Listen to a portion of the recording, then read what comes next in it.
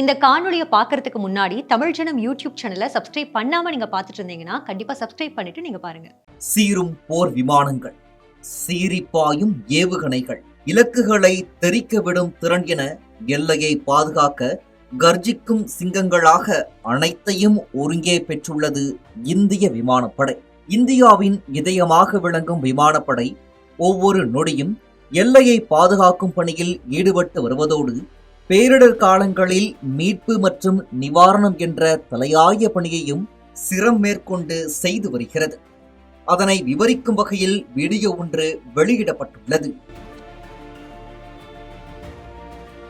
1971 ஆண்டு டிசம்பர் 3ஆம் தேதி இந்தியா பாகிஸ்தான் இடையே நடந்த போரில் இந்திய விமானப்படையின் பங்கு அளப்பரியது.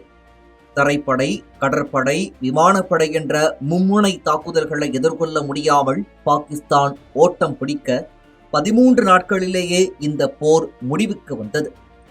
வங்கதேசம் என்ற புதிய நாடும் உதயமானது.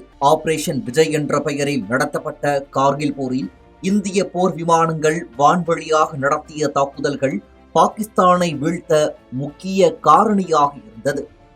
2019ஆம் ஆண்டு புல்வாமா தாக்குதலுக்கு பதிலடியாக பாலாகோட் பகுதியில் உள்ள ஜெய்ஷ் முகாம்களை விமானப்படை வழியாக தாக்கி அழித்தது.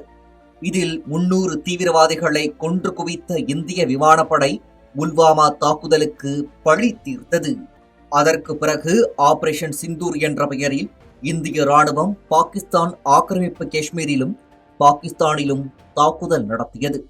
பாகிஸ்தானின் பஞ்சாபில் உள்ள பஹாவல்பூர், முரிட்கே, ஜியால்கோட், பாகிஸ்தான் காஷ்மீரில் உள்ள முசாஃபர்பாத் மற்றும் கோட்லி என 9 தீவிரவாத முகாம்களை தகர்த்தது இந்திய விமானப்படை.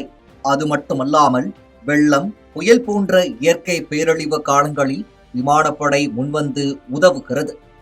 மீட்பு, நிவாரணம் உள்ளிட்ட சவாலான பணிகளை முன்னின்று நடத்துகின்றது. தேசத்தை காக்க ஒவ்வொரு நொடியும் பணியாற்றி வருவதையும் எத்தகைய தாக்குதல்களையும் எதிர்கொள்ளும் திறன் இந்திய விமானப்படைக்கு உள்ளது என்பதையும் தற்போது வெளியிடப்பட்டுள்ள வீடியோ வெளிச்சம் போட்டு காட்டுகிறது.